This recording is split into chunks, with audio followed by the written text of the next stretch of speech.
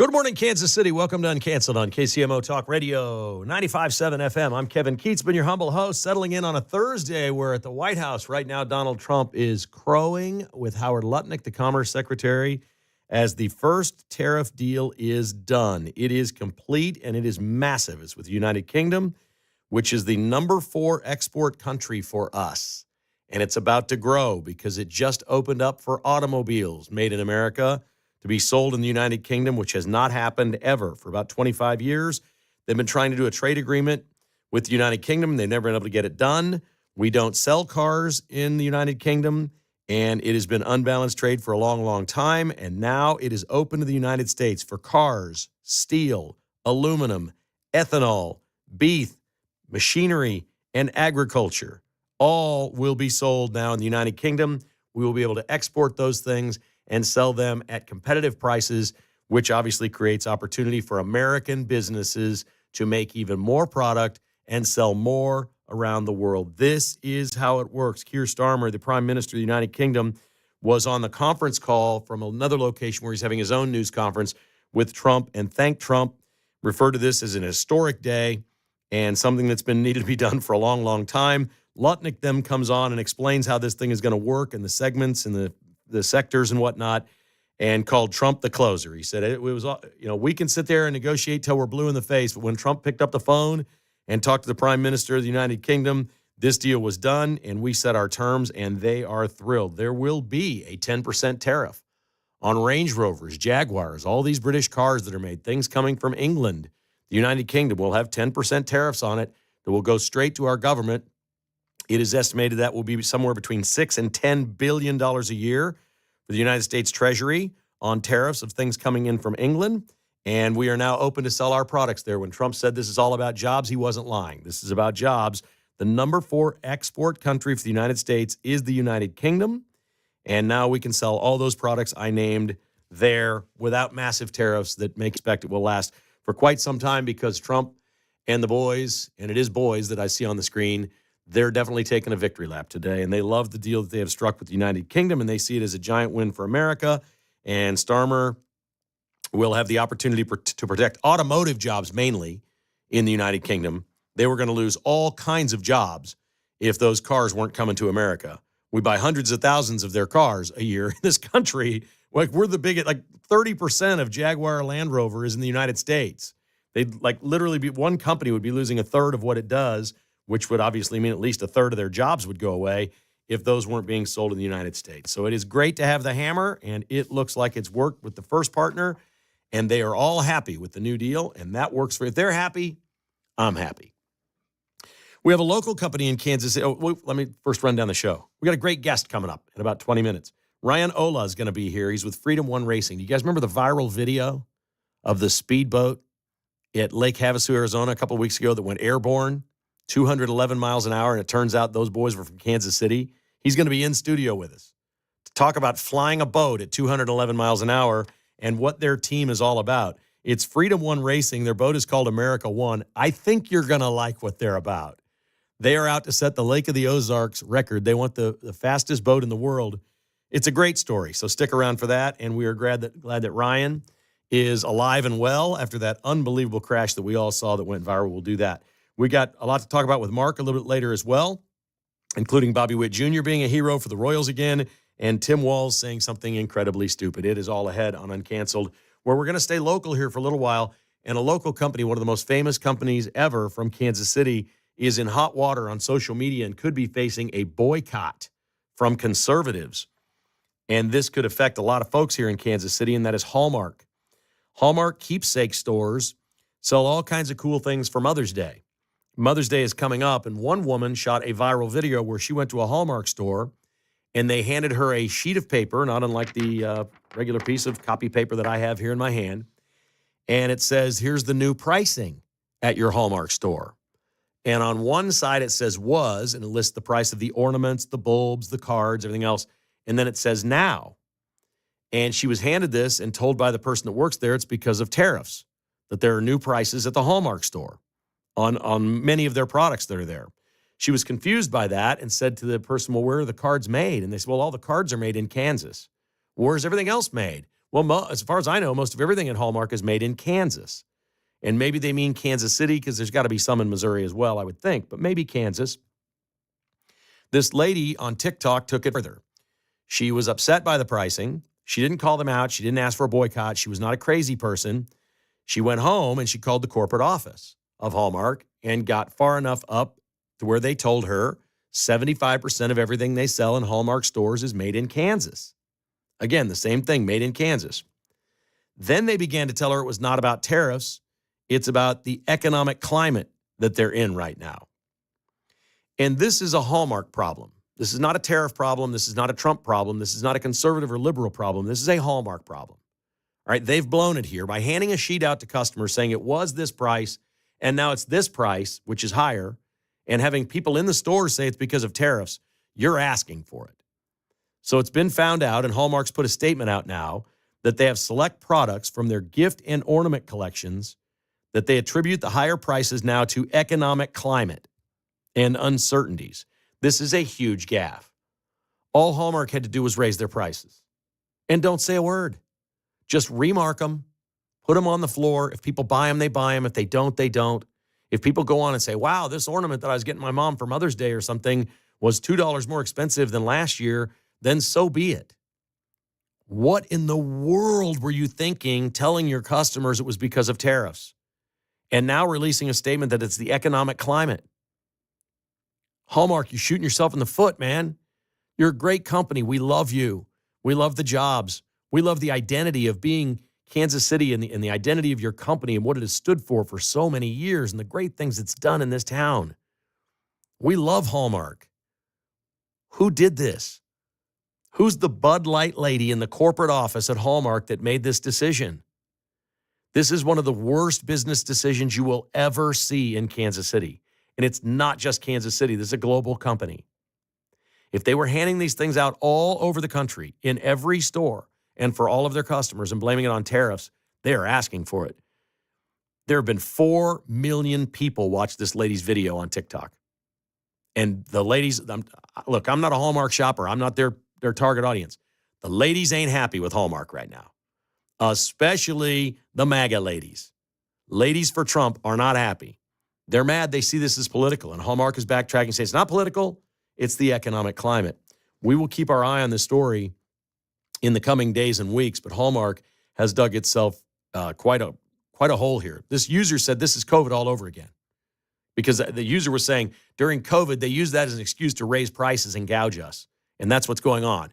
That Hallmark, her opinion was, she said, I'm not for either side. I don't know. I'm just telling you, I'm just reporting what they've told me.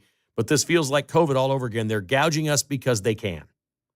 That was generally speaking the feeling, and most people online. So we'll see what happens here with Hallmark Corporation. Crazy. A couple of other local stories. Sandstone, Azura Amphitheater. People have all been to concerts there, done something there. New story out today. They have $1 million in improvements. They poured some new concrete sidewalks, steps. The pit down in front of the stage has all new concrete. And they built a merch tent. They also have a new artist suite backstage for the rockers that come in. And they have a nicer place to hang out. Their green room, a lot of people would call it, or backstage. They got $1 million from the state of Kansas. There's 2 things about this, well, maybe 3, that are a little problematic for me. The merch stand is something Sandstone should be doing on its own. They can make that money back by selling more merch. Their lines were too long, and they weren't selling as much as they could. Well, that's where they make money. And now they have a new merch stand.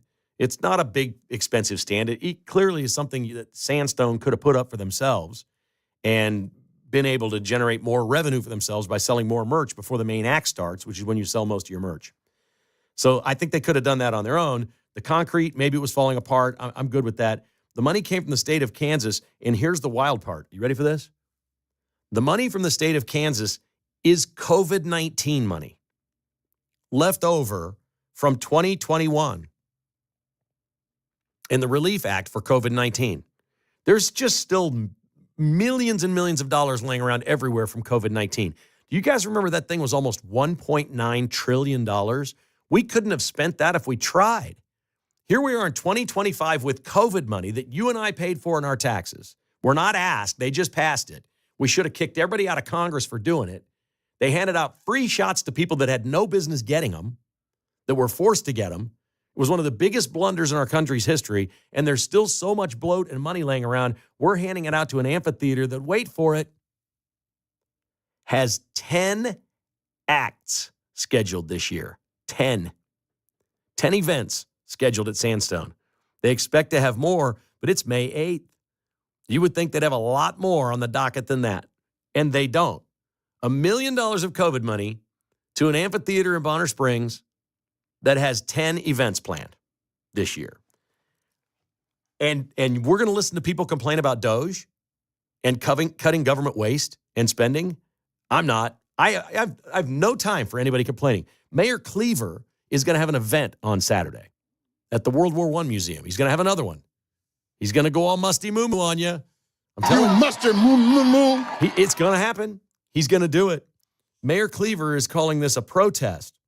And it really is. He's putting together all these different groups of people that all have initials, letter groups. We know what all these letter groups are. Or maybe we don't.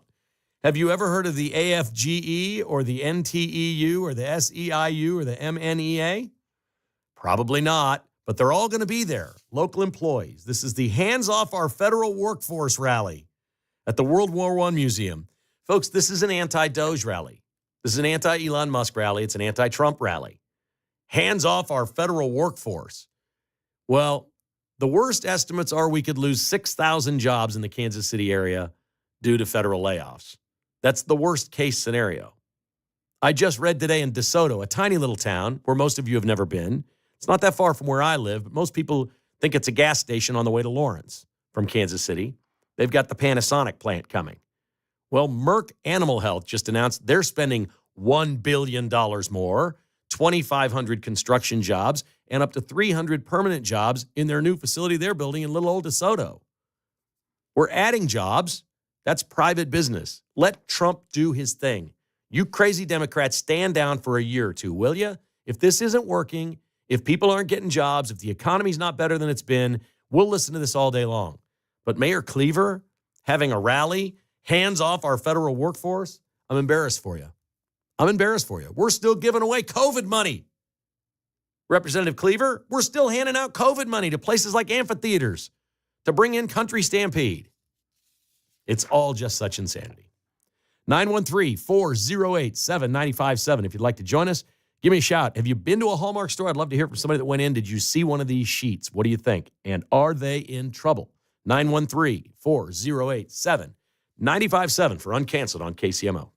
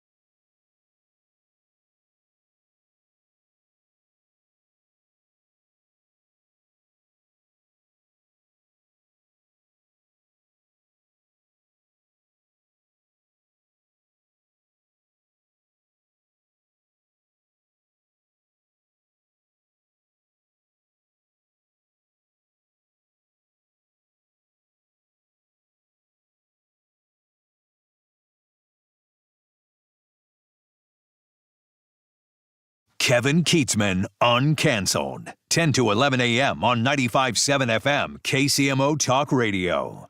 All right, we're back. Coming up in just a few minutes, Ryan Olah will join us from Freedom One Racing. And he's a boat tech for that boat that we all saw go viral. Millions of people watched in Arizona a couple weeks ago. 211 miles an hour. It went airborne, and the crew walked away. Pretty amazing. They raised about $20,000 for charity that day. It is a charitable endeavor, and they set out to set the record at the Lake of the Ozarks, and now they're just winning speedboat races all over the country. They'll be racing again in June in Texas. We'll talk to Ryan about that experience and how a crew walks away from something like that on a speedboat. Pretty darn amazing. If you did not catch earlier today Pete Mundo's interview with Mayor Q, I would strongly encourage you to go to KCMOTalkRadio.com and the podcast page for Mundo in the Morning and listen to that, or wherever you listen to podcasts. It was a tremendous interview, and I used to have a rule covering sports. I said, I don't feel bad for people in sports. I just don't. We all know what it's like to win and lose, and you don't feel bad, and you can't get involved in this and feel terrible that a team's on a losing streak or feel bad for them. You just had to learn a way to just kind of cope with it all when things went. You'd see a lot of bad things to a lot of bad people in sports. Well, it's the same way in life, but nobody ever feels bad for anyone in the media or anyone in Congress or a lawyer, politicians. We just don't. We don't have that in us. So I'm the last person to tell you that I would ever feel bad for Mayor Lucas. But I'll tell you what, if you listen to that interview, and you must listen to it if you didn't hear it, that is as frustrated as I've ever heard him. He didn't sound dangerous. He doesn't sound like he's going to fly off the handle. But when he said, I've got 99 problems and Joe Biden ain't one of them, I mean, there's a drop for the ages right there. It really is. And he does have 99 problems. And we always talk about the presidency and the White House and the weight of the office. And yes, much of this is Mayor Q's own doing. But some of it really isn't. And I don't know what's going on with the restaurant owners. And I don't know what you do as a mayor. I don't know. I've met David Lopez at Manny's. He used to call my old radio show. Great guy. Is there a chance these are conservative restaurant owners that don't like their mayor, or their taxes are too high and they're doing this? I don't know. To me, if you're a restaurant owner and you're going public that your place isn't very safe, you have to be on edge too. You got to be at wit's end because you're killing your own business.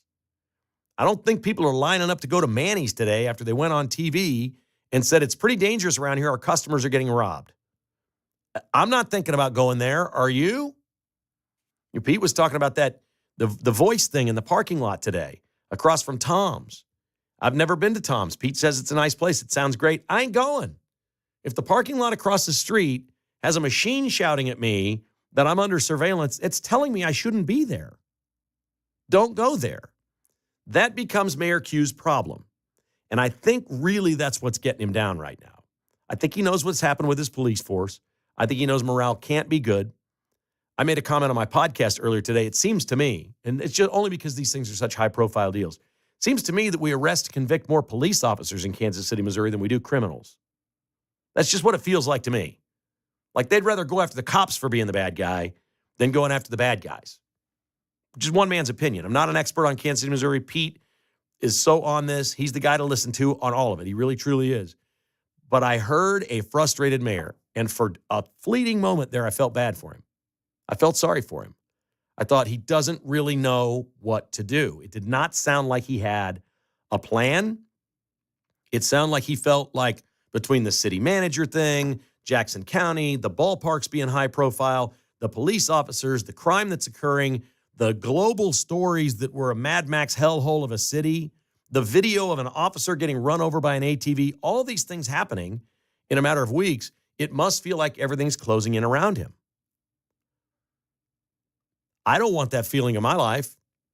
It's hard enough for us just to run our own homes.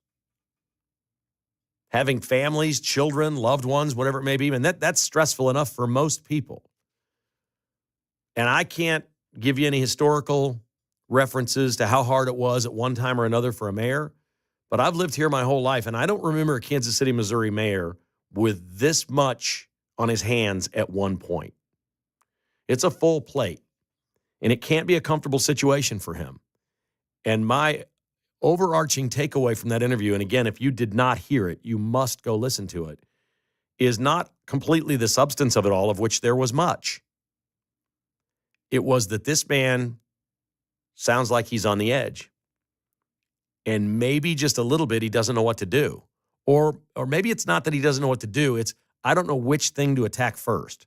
I don't know what's most important right now. And out of nowhere, when he had all this other stuff going on, he gets this story from Fox 4 where they've got restaurant owners saying, it's not safe here. I got employees getting robbed. We got cars getting smashed in. There's glass everywhere from car windows being broken into.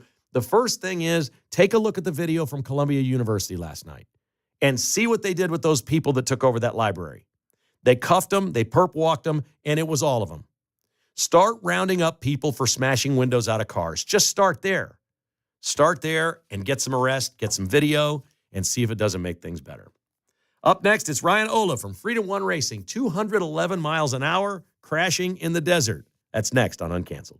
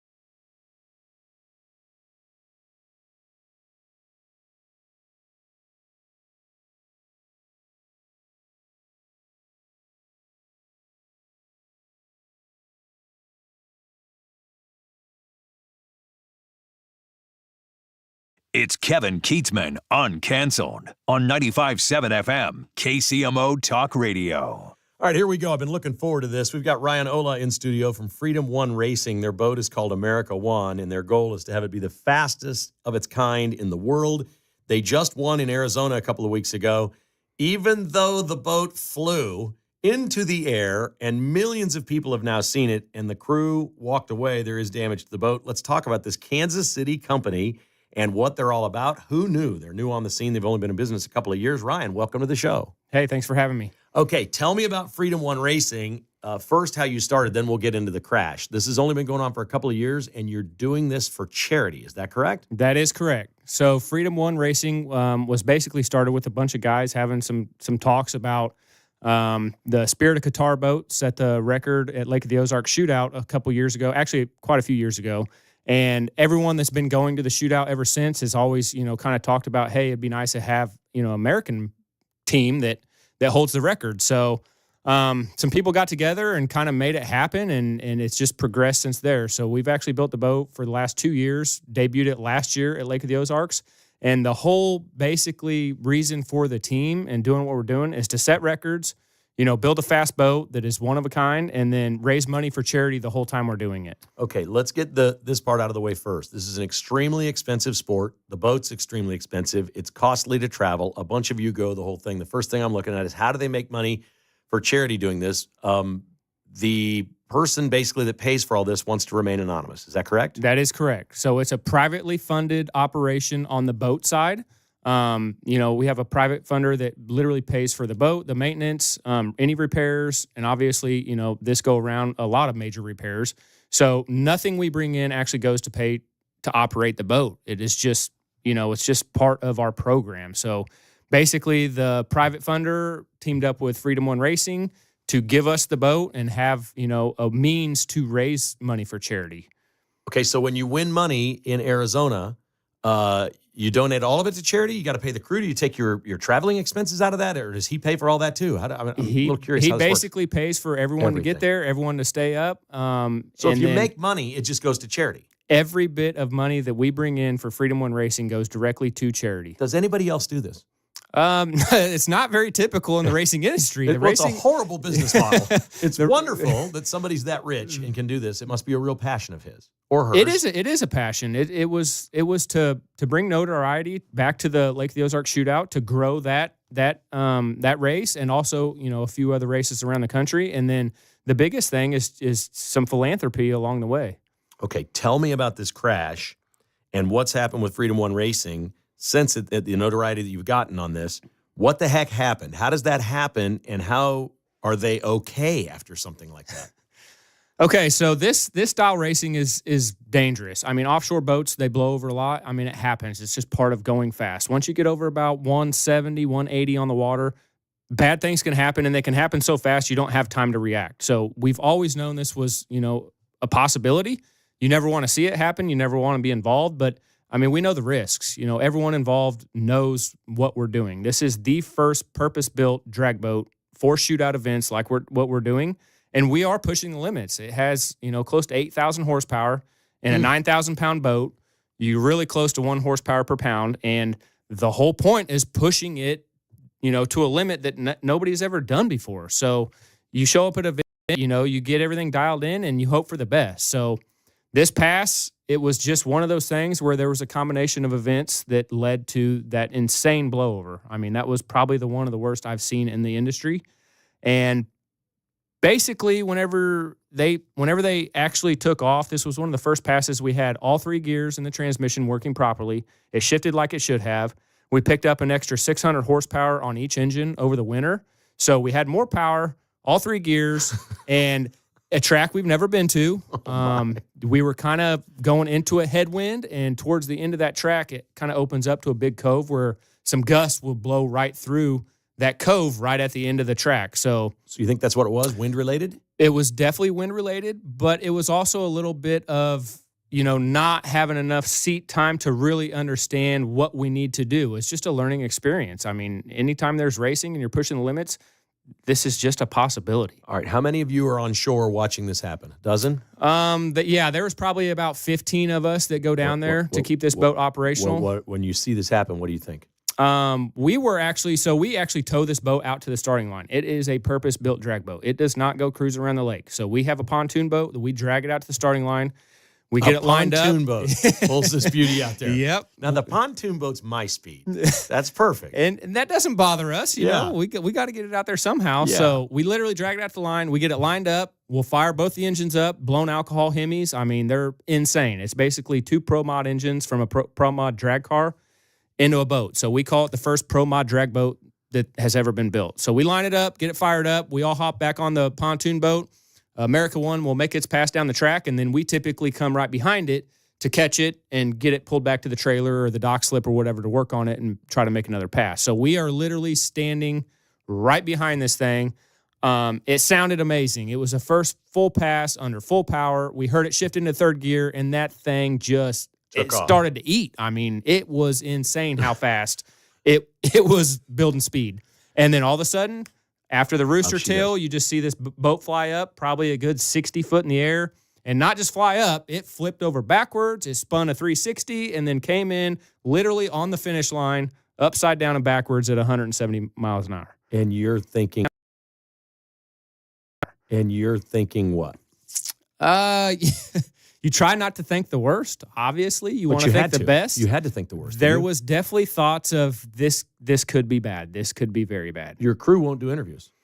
The drivers don't really do the media stuff. They like to stay anonymous, mainly because it's not really their forte, but also because we don't want the notoriety to be on any one person, the drivers, the owner, anything like that. We want all the notoriety to go to the charitable, stuff that we're trying to do. What were they like right afterwards?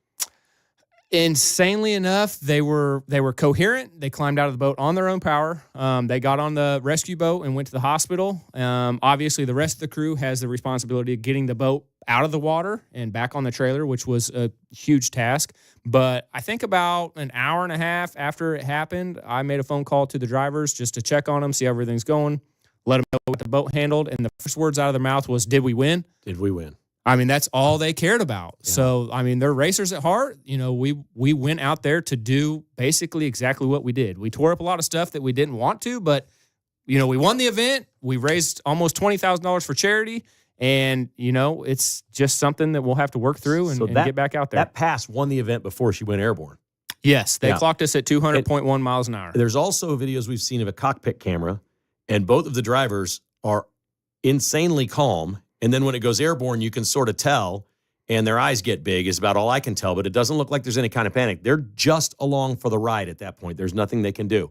How can the thing come down and not have water rush in? How can their heads not hit something? How do you survive something like that? Tell me about how the cockpit is built to where the safety measures worked. So Skater Powerboats is basically one of the best manufacturers in our opinion. That's why we went with them. They've been doing this for 50 years. They've done a lot of crazy stuff, a lot of stuff in the offshore, deal. And they've had a lot of boats survive some nasty stuff and been able to rebuild boats that are pretty tore up. So we were confident that when we went to them, they were going to build a product that would at least keep our drivers safe and give us the opportunity to set the record. So we've worked with them, like I said, for 2 years building this boat. And Pete, the guy that owns it, he is very smart. So safety has to be number one concern when you're going over 200 miles an hour. And that's basically the way they build those cockpits is driver safety is number one. So it's basically carbon fiber and Kevlar all around the cockpit, insanely sturdy. I mean, the glass on those things is ridiculously thick. It's made for major impacts just like that. And then they also have, a 5-point harness. They have helmets with full-time oxygen. Basically anything to keep those drivers safe is what is implemented. So they definitely took a little bit of a beating, but for the circumstances, for them to get out under their own power, the boat did exactly what it was supposed to do. Ryan, Olah's with Freedom One Racing here in Kansas City, and they won Desert Storm, donated about $20,000 to charity by winning, but crashed their boat in the process. The video has been seen by millions of people, both the long view video of it going up in the air and then the cockpit videos that came out subsequent to that. And they're looking to set the Lake of the Ozarks record by August. Can you get her fixed? How much damage is there? How much time does this take, and how much money does it take to fix something like this? So there is some extensive damage. When it came in, it basically blew the left front out. The whole top of the boat's ripped off on the left front. The right rear is completely ripped apart. One of the engines broke a lot of the engine bolts, and it was kind of out of its place. But for the most part, it's really not in that bad of a shape. After talking to Skater, the guys at Skater said they've actually fixed worse. So it's kind of hard to believe that, but we're just now getting a game plan of what we want to do moving forward. So we know the boat can accelerate faster than probably any boat that's ever been built. I mean, even the guys at Skater and all the people we talked to in the industry said, they saw the cockpit GoPro, and the 100 to 200 charge was so insanely fast that everyone knows this boat can beat the world records. Everyone knows we can do exactly what we set out to do. So we're literally just trying to get a game plan of how we can avoid this in the future. And we know we can do it. We just want to do it the right way. We don't want to go through this again. You won't be able to race in June in all likelihood. Is that right? June, definitely not. So we won't make the Texas Outlaw Challenge, but we're going to try to have some people down there to, have a presence and sell some merch and raise more money for charity. We are trying to push for Lake of the Ozarks at the end of this year, but we just don't know yet. I mean, we've got a little bit of time to work through some things and figure it out. You guys look all red, white, and blue to me, okay? And I got to get some of the merch, and you can get it on the way. Freedom1racing.com is the place to go. Merch will be there soon. Yes, on the website. We're hoping to have merch up next week. We are literally taking product pictures and getting everything dialed in, and hopefully that's all up next week. And then obviously working on some new designs with the boat flipping around and flying and some good catchphrases. Oh, nice. I like that. So you ought to be able to sell a little bit of that. I'm going to have that. That seems like great pool wear or lake wear to me this summer. Yes. With maybe my, Trump hat on, a bush light in my hand, whatever I got. That's kind of what the Lake of the Ozarks is, isn't it? Yeah, we won't complain about that one bit. I mean, we're blue collar people through and through. I mean, we're not a bunch of people that doesn't do this. We work for a living. We all volunteer our time, and I mean that's what we love. You have a machine shop? Is that what you do? What's your business? So there's a lot of different people involved. I'm actually in the kind of the steel business. We do decorative metal and stuff like that. And then there's a couple guys that are in the racing industry. A couple guys that are kind of businessmen that help us set up the 501c. So it's literally just a group of people that we've known for 20 years that we call family, and everyone just gives their time to make this happen. And is there a specific charity you guys would like to win for and support, or is it just based on where you are? So to a race, we'll pick a local charity that will donate those basically weekend funds to. So Lake Havasu, we donated almost a little over $11,000 to the local Kiwanis Club. And then our $7,500 winnings, we donated right back to the Desert Storm charity that they already had picked out. The actual event itself. So local, whenever we're not racing, we like St. Jude's and Wounded Warriors. Those are the two main ones that we raise funds for. All right. And you used to race. I did used to race. I had some sprint cars and drag cars. How many kids do you have now? I have 2 boys. And so you don't race, right? It's costly and it takes a lot of time. So obviously this endeavor takes all my extra time outside of work and running my business and family and sports. So maybe later on down the road, I'll have something else. But for the time being, I like being involved with Freedom One Racing. We have incredible respect for what you do. And the fact that you're doing this for charity is awesome. Say thanks to whoever your bigwig is that's funding all this. And tell the drivers we are very happy that they're safe. And we look forward to seeing them maybe at the Lake of the Ozarks in August. And go win one. We'll check back in with you then. How's that sound? That sounds great. Thank you for having us. He's Ryan Olah. It's freedom1racing.com for the website. And their boat is called America One, and their goal is to be the fastest in the world. Really cool stuff from Ryan Olah. Our show today is brought to you by our friends at bestofferkc.com, helping you leave the hassle behind. Did you know that 10% of homes in Kansas City sell non-traditional ways without a realtor? No repairs, no cleanings, no showings. This can be best for a lot of people, whether it's a medical emergency, whether you've had a death in the family and you've inherited a house and you just don't know what to do, or, unfortunately, a lot of people get divorced and somebody's got to get this house sold fast and you've got to move. BestOfferKC.com has one thing that nobody else has. They've got a 100% guarantee that their offer stands. Other companies will not do that, and they can't guarantee you that. Recently, a mom in Grain Valley needed to sell her home and move very quickly due to a serious safety concern where she was. That's why Best Offer KC was the right answer for her. Online at bestofferkc.com, 816-338-SOLD. That's 338-SOLD. Mark and his team at Best Offer KC are helping people, not just buying houses. BestOfferKC.com, helping you leave the hassle behind.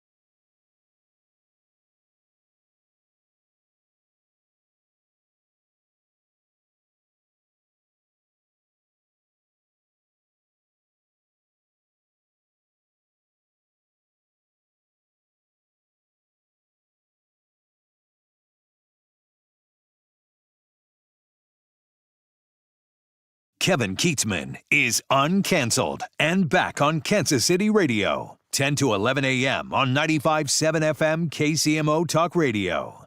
Man, that guy was just great. Ryan Olah from Freedom One Racing. Their website is freedomoneracing.com. Man, they are red, white, and blue Lake of the Ozarks boys, and they like a lot of speed on their Van Sickle. It is time for you to join us here. Would you ride on America One? I mean, it would be a lot of fun. It looks like they came out of that thing safe. So if they have another, he listed out how safe they are, but I don't know if I could do it, man. What if he said it starts to get dicey once you hit about 170 or 175? What if they said, we're going to take you for a ride and top it out at 150? Okay, I think I'd do that. Because hearing him say that they know where it gets dicey. Yeah. You can kind of see it in that cockpit camera with the drivers. You can tell when it's starting to really go fast because now their eyes are kind of on swivels. They're like looking around at the gauges and stuff like, okay, here we go. This is the dangerous part. And then that thing went up in the air, and that is unbelievable. Those guys were not hurt. I don't know. I'd have to trust somebody that they wouldn't go faster than 150. That'd be hard to trust, wouldn't it? Yeah, that's true also. Better know them well or get something signed before you go do it. I'd be just a little bit worried about that. Did you see this? Tim Walz did an interview, and he's now saying that he thinks Donald Trump is going to get a military uniform and start wearing it because he's such a dictator. That he's going to be like Hitler or whatever and, start wearing this military stuff. He's a militant. And then he backed it off and said, well, I'm only half joking, half serious about this because all he's doing. Let me tell you something that a lot of people know about Donald Trump that Tim Walz apparently doesn't grasp. Donald Trump has a uniform. It's a blue suit and a red tie. Okay? It's his brand. He is not interested in a military uniform. Nothing, no go. He doesn't do all these weird things like, remember all the presidents that try to dress up? They'll have like, and I'm just picking something out, like Native Americans or a different looking culture than American culture. And they'll come to the White House and they'll have an event and they'll try to dress like that. And they'll dance or whatever. It's always looked silly. It never works. Trump doesn't do any of that. Trump's like the only guy in the room with a blue suit on sometimes. Everybody's completely dressed differently. And he's got his stuff on. Tim Walz doesn't get any of that. That was a weird statement. Okay, I've been waiting to bounce this one off you. I bounced it off my wife last night. There are rumors out there in fanboy land around Kansas basketball that after Norm Roberts retired, that Jacques Vaughn will be the lead assistant with Bill Self. Jacques Vaughn has coached almost 7 years as a head coach in the NBA. He was a great player for KU in the mid-'90s. What say you, Mark Van Sickle? What would you immediately think if Jacques Vaughn became Bill Self's right-hand man? I don't think that would be bad at all, having some NBA experience. He has the coaching experience. I guess it comes down to the new age of college basketball. Can he help with recruiting and getting some recruits in here with NIL and stuff? But I don't think that would be a terrible move. Would you think this was a succession plan? That's the first thing I thought of. Yeah. So yeah. Bill Self's best friend is R.C. Buford, who was the general manager of the Spurs. He's now the CEO of the Spurs. That's where Jacques Vaughn started coaching.